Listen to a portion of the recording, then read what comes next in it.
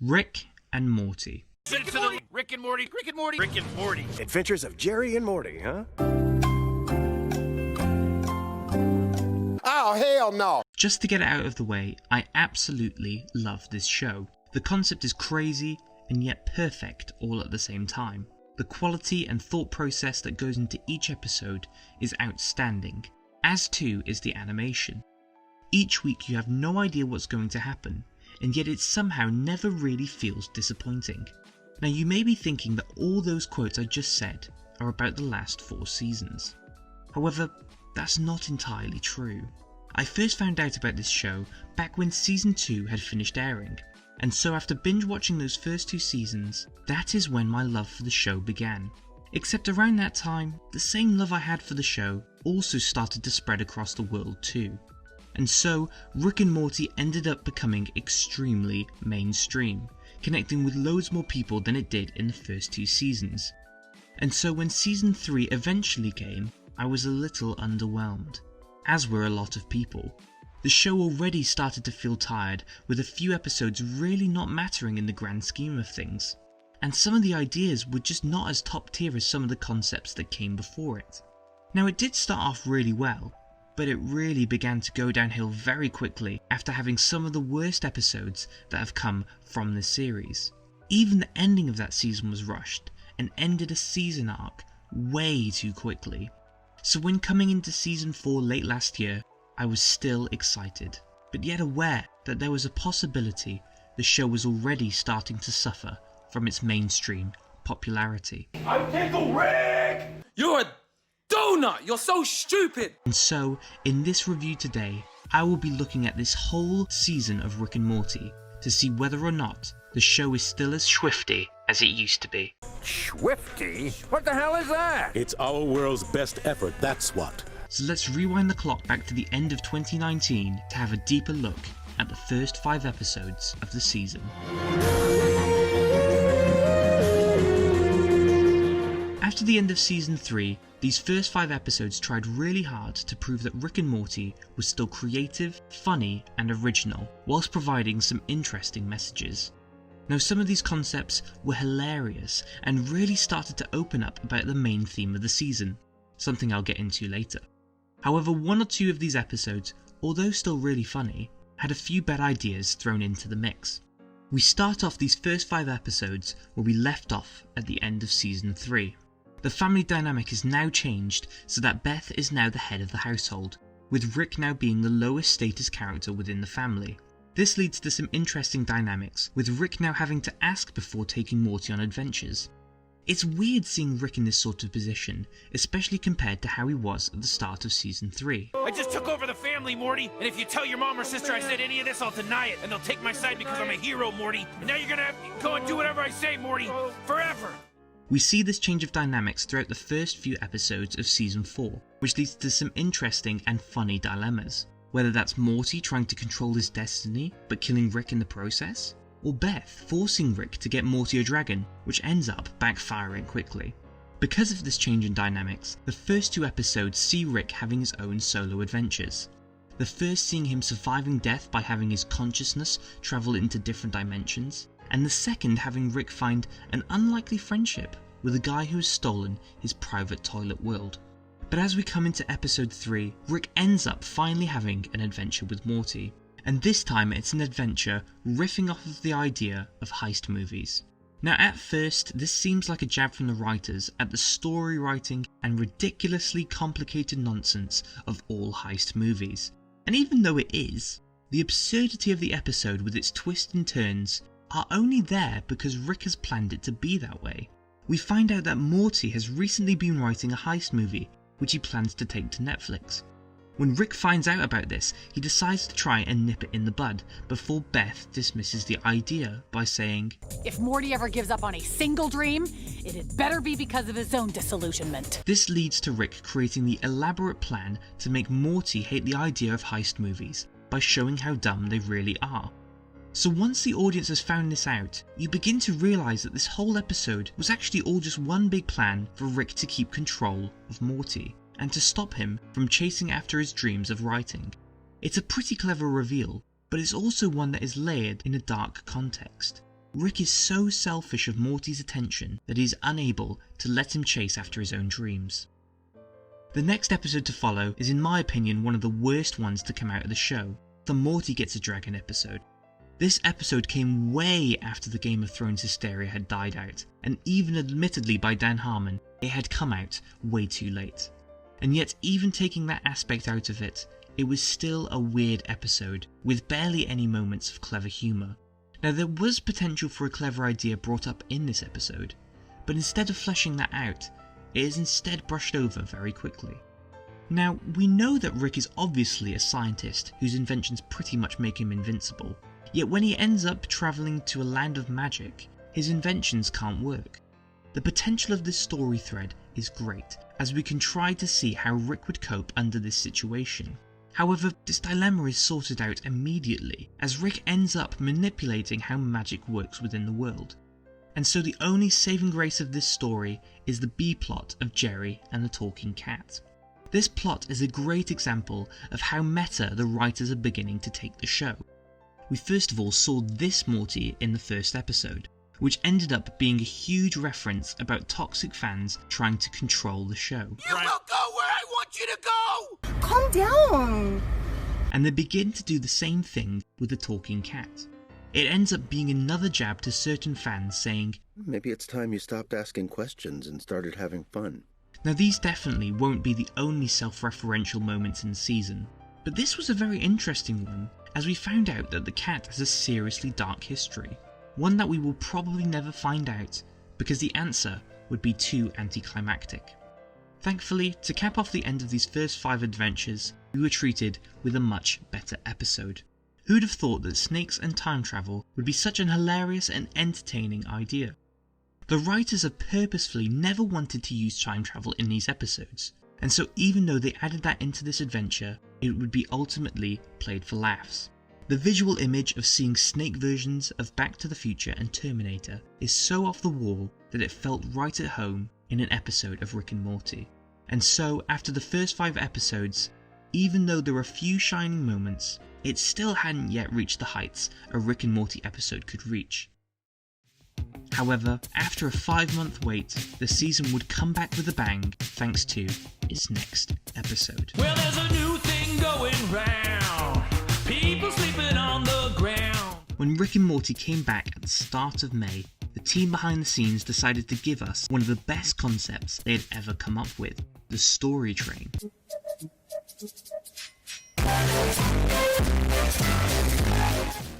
In each previous season of Rick and Morty, there would always be an anthology episode made up of different stories. The first 2 seasons did Interdimensional Cable, whereas the 3rd season decided to change it up and did Morty's Mind Blowers. However, this time around, the writers decided to mix it up even more by having Rick and Morty become trapped within an anthology episode, which is where the idea of the story train took shape. The episode ends up becoming a crazy sequence of events, making sure you're never really able to know what's going to happen next. The whole episode is so meta that it becomes a stroke of genius on the writer's part to keep it entertaining whilst having such a strong self-referential message. The writers obviously understand how huge their show is, and almost feel trapped by all the different people that they have to keep happy. But by the end of it, we can sort of understand that they are excited about the show and what it has to offer, by being subversive but still fun at heart. It's a great episode to kick off the second half of this series, and it was going to take a lot to beat it. The next episode couldn't even come close. Oh my god, this is so much fun! I don't want to stop! Yeah, it's like popping bubble wrap. No! Please, no! No! No! No! Episode 7's Prometheus ended up becoming this quite stale and boring idea about parasitic creatures taking control of Rick and Morty. Sure, there were a few fun gags, but sometimes the jokes were a bit uncomfortable and even went a bit overboard in some areas. Skip. Good thing episode 8 came along and helped me forget that episode. At first, the title of this installment leaves much to be desired in terms of building up excitement for the actual adventure, but the concept for the entire thing is actually brilliant and immediately becomes a very classic Rick and Morty episode. This episode starts with Morty hating Rick's backup plan for their encounter with these gang members. The idea is to jump into a vat of acid, which actually just ends up being Mountain Dew. In this vat, there is a compartment of bones that they have to release, in order for the people to believe that they both died. However, once the plan fails, Morty is so annoyed and begins to manipulate Rick into creating a brand new invention. A remote that would save a moment of your life, which you would be able to reset back to if you wanted to.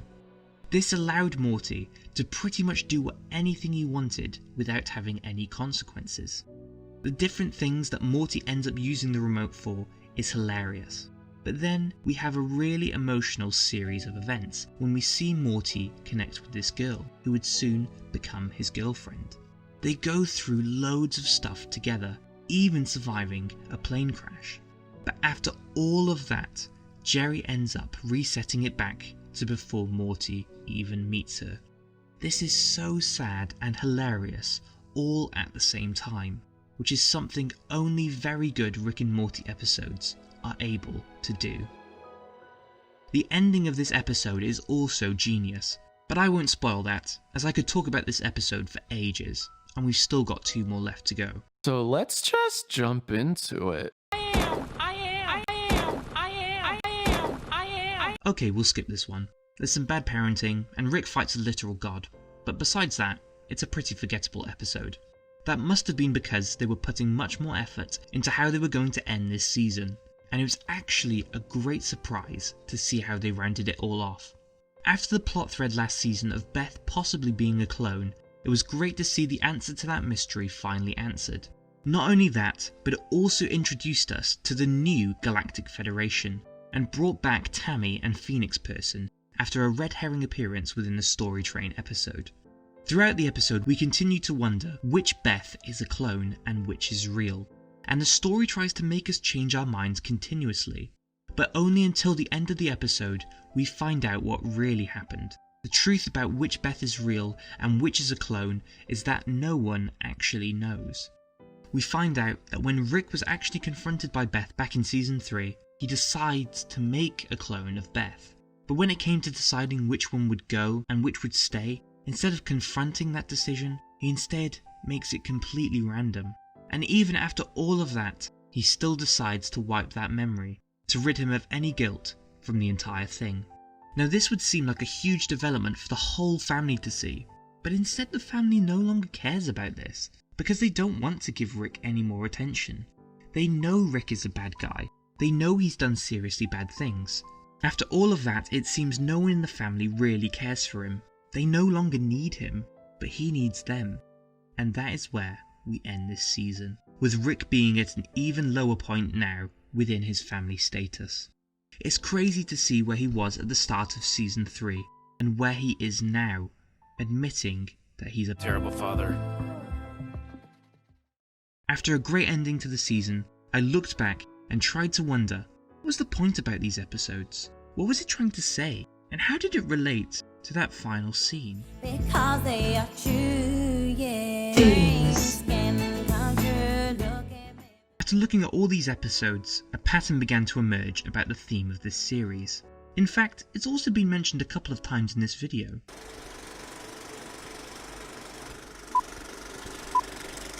For Rick to keep control of Morty. It's about toxic fans trying to control the show.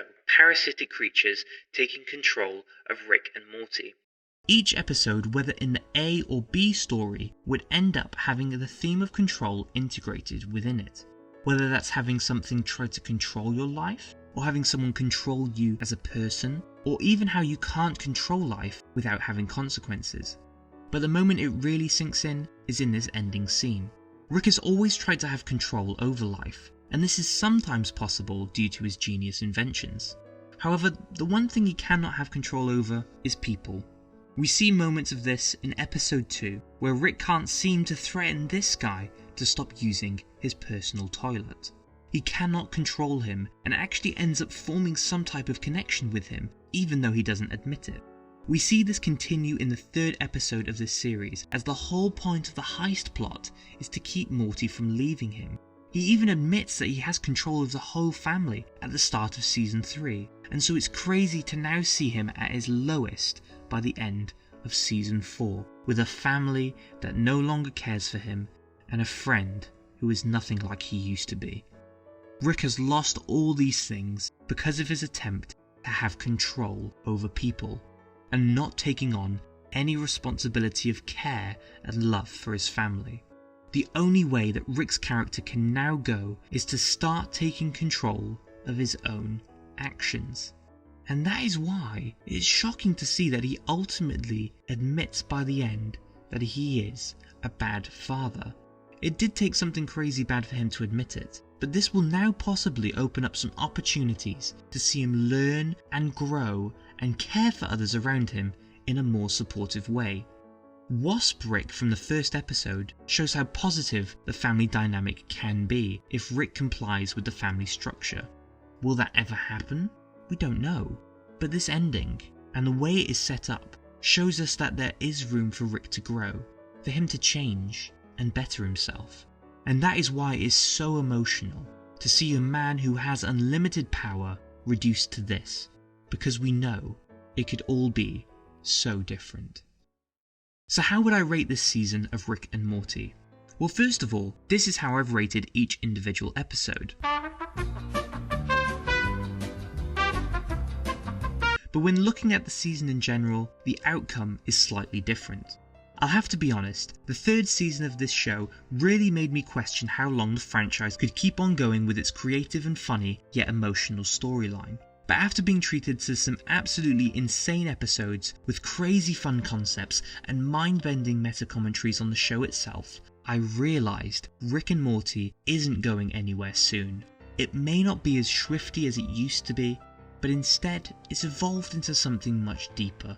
It now has real meaning and real consequences for characters, and so when we look towards future episodes, we're still going to discover brand new worlds and concepts that are going to continue to entertain us and blow our minds in the process. So once again, there may have been a few forgettable adventures in this series, but those are easily made up for by the imagination behind each episode and the writing that weaves it all together.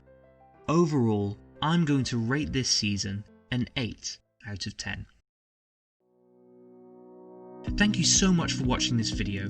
If you enjoyed, please leave a like, and if you want to stay updated on brand new content, then also please consider subscribing to the channel. There are some great videos in the works at the moment, and it also seems I have a second part to finish of another sci-fi TV show. Hopefully I'll see you in the next video. Stay safe.